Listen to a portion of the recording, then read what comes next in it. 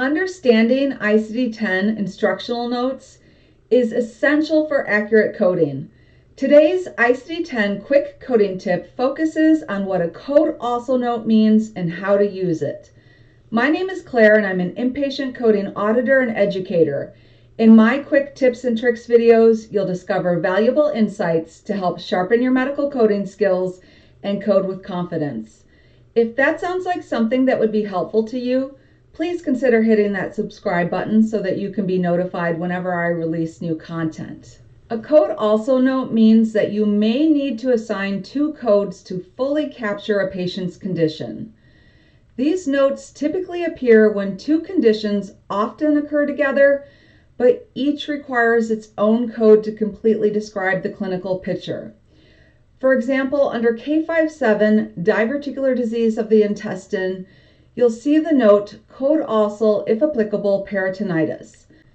Peritonitis can develop in a patient with diverticular disease. This note is a reminder to check the documentation. If peritonitis is documented, you need both codes, one code for the diverticular disease and one for the peritonitis to fully capture the patient's condition. One important point is that when a code also note says, if applicable, it means you only assign the extra code if the patient actually has that condition. If they don't, you do not assign the code. So in this example, you only code peritonitis if it is documented. You would not automatically code peritonitis for every case of diverticular disease. Finally, a common source of confusion is sequencing. A code also note does not tell you which code should come first. If either condition could be the principal diagnosis, choose based on the definition of principal diagnosis and the circumstances of admission and care provided. Let's look at another example. Subcategory M845, pathological fracture and neoplastic disease, includes a code also note instructing the coder to code also underlying neoplasm. This means that if a patient has a pathological fracture related to neoplastic disease, you need both codes to fully describe the patient's condition. Either condition could be sequenced as the principal diagnosis depending on the reason for the encounter. Remember, a code also note does not dictate sequencing. It simply indicates that both codes are required. Also notice that in this example, the note does not include the phrase, if applicable. That's because it's always applicable here. A pathological fracture due to neoplasm can't occur without the presence of a neoplasm. So in this case, both codes are always needed. Finally, let's review one more example using provider documentation. The provider note states that the CT of the pelvis confirms multiple pelvic fractures without disruption of the pelvic ring and left acetabular fracture, no sacral involvement. Patient is hemodynamically stable. Plan includes orthopedic consultation and pain management.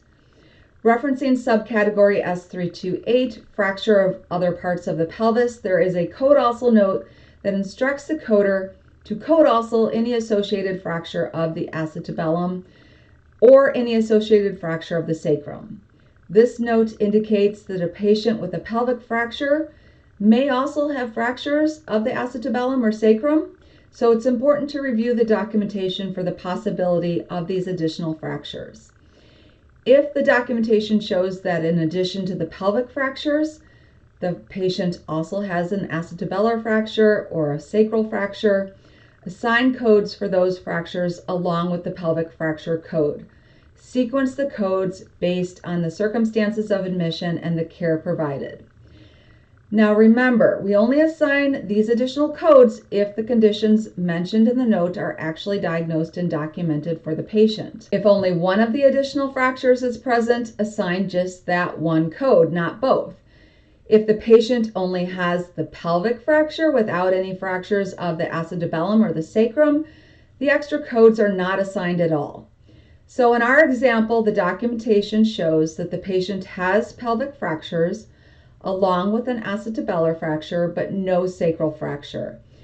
As a result, we will assign a code for the pelvic fracture as well as a code for the acetabular fracture, and sequence the codes based on the circumstances of admission and the care provided.